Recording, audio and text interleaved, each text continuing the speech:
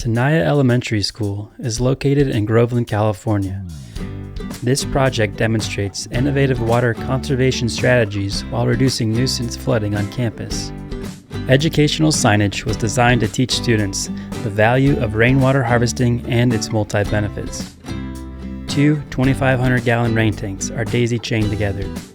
Rainwater is captured off of two downspouts from the building, reusing approximately 9,200 gallons per year during average rainfall. A pump pulls the rainwater from the tanks to be used as fire suppression and as irrigation for the students' and faculty's school garden. Installation was completed by local volunteers with guidance from Watershed Progressive to demonstrate a simple way to conserve water and to protect the Tuolumne River watershed.